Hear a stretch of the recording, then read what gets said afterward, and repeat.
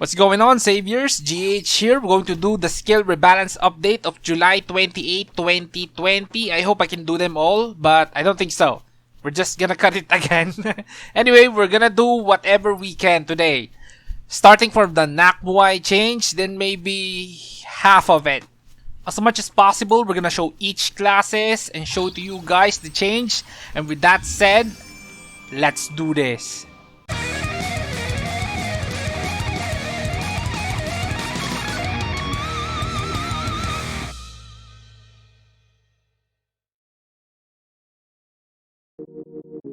Let's start with Namoi. According to this, the Muay Thai skill is now different. It no longer reduces the cooldown of Namoi skills, and instead, the Muay Thai skill auto-cast Namoi skills when doing basic attacks. The Muay Thai skill lasts 15 seconds at max level, and when auto-attacking, it auto-casts the Namoi skills, as you see right there. So that's the significant change on the Namoi side. It's interesting because now Muay Thai is even more related to the Namoi arts, which reduces the cooldown of Muay Thai skills when critical happens. We will probably have Namoi, Barbarian, and Hoplite, maybe, because of the crit buffs. This will be fun at least, but I doubt it could be even close to the Blossom Blader meta, but at least there's variety. Anyway, next class that received a rebalance is Dieb, which basically got only a tweak and changes to the effect of the Lima statue on Smoogies, which may piss off some people because it greatly helps. Next one is for Rangda. They changed the level of Peñarapan and the skill factor, but for the most part, it's still additional damage increase for AA builds. Now for Kutukan. It no longer instantly transforms an enemy into a Keppa in PvP now. It can only turn an enemy into a Keppa by a certain chance in PvP. This could be a deal breaker for some, especially with the new rebalances on the other classes, scout classes. And then Rawa. Skill delay is reduced. And what else? That's Rangda, slightly nerfed. Next class is Rogue. This Dagger Mastery sudden attack, they buffed it to give more damage when attacking an enemy from behind, which is good or bad depending if you're a scout or not. I'm feeling there will be a lot of rogues roaming around in PvP after this rebalance, and other classes will complain. For Backstab, they increased the skill factor and removed the crit rate and crit damage buff when crit happens. It looks like a nerf, but they made it work with another rogue skill, which is Feint. Now, Feint is a skill that teleports you behind the enemy now. That's the change. Then you inflict a debuff on them that increases backstab damage, depending on the number of debuffs the enemy has. As I see it, if solo, this might be harder to pull off, but in a party, it should be doable. Another notable thing here is Burrow.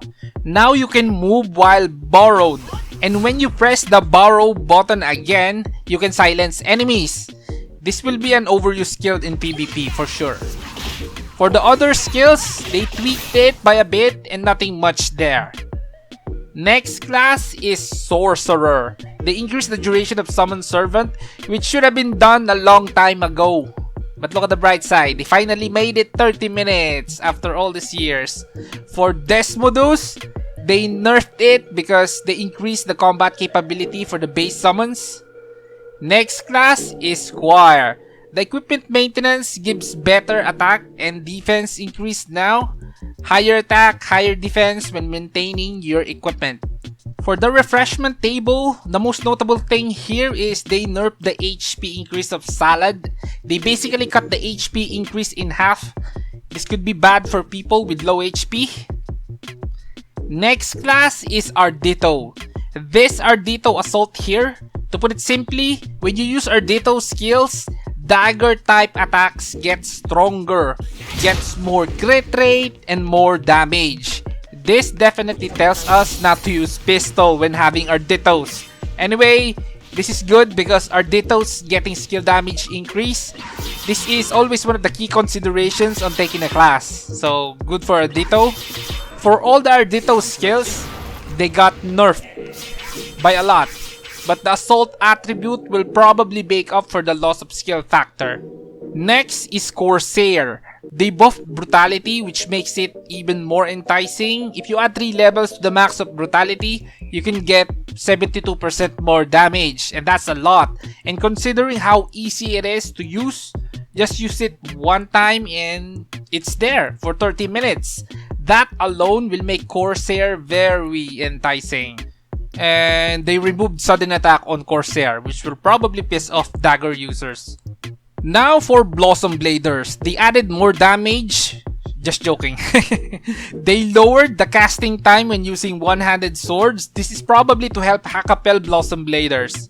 And Blossom Slash, they made it so that it kills everyone on the screen, no weapon needed. Just joking. They reduced the cast time, which is still annoying if you ask me, because one of the best thing about Blossom Slash is instantly using it. And putting cast time on it makes it a bit annoying to use because you need to hold it down instead of just mashing the button till it executes. Next class is Beltasta. This shield attack gives more attack if you have more shield defense. It's only 10%.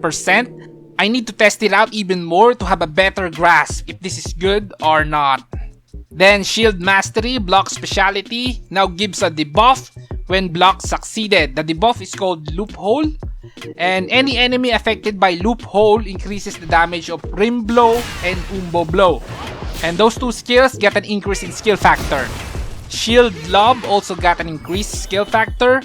Swashbuckling is still a threat skill, nothing much there. For Hard Shield, it's still a shield defense increasing buff.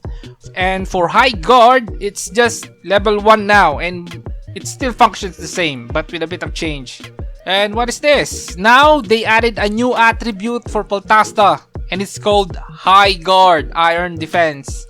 This makes you immune to skills that removes shields. This could be good. And it also gives you these buffs. Next class is Rodelero. They also gave him a loophole debuff like Beltasta and also shield attack. And most of the Rodelero skills got a skill factor increase, and they remove shield charger skill. Looking at the 2 shielder class, I doubt those 2 will be useful in PvE. Of course they will. They will still be annoying in PvP. I hope I'm missing something here because I thought the devs wanted to make the shield classes useful. Anyway, we still have another one, which is the Murmillo or Murmillo, whatever you want. Again, as we see it here, it also has a loophole debuff, and I'm assuming most Murmillo skills will benefit from it. And no, I'm wrong. And based on what I see, Frenzied Slash got a significant skill factor increase, and we can use it now even without the helmet. And now, the helmet, Cassis Christa, gives evasion decrease. Decreases your evasion by 25%. Stun duration is decreased by 50%. And what is this? There will no longer be limit in the duration.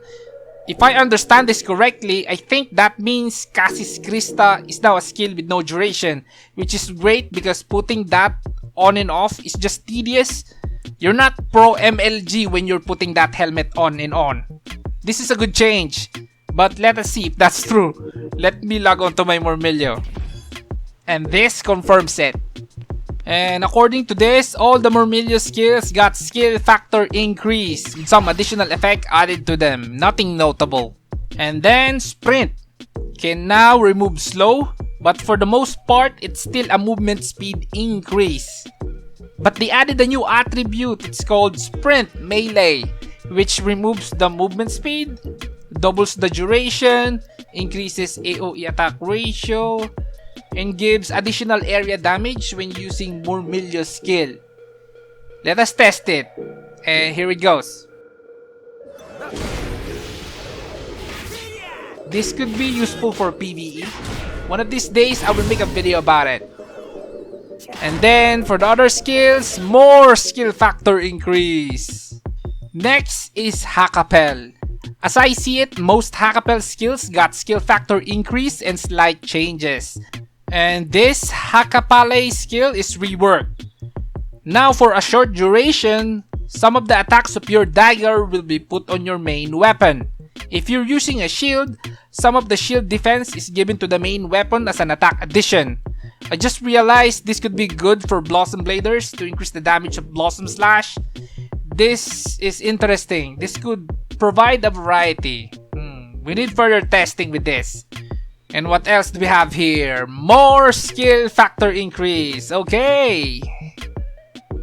And that's it for now, guys. I need to work on something. I hope this helped you guys. So like it if you like the video, share, and then subscribe to be part of the Gaming Hardcore family.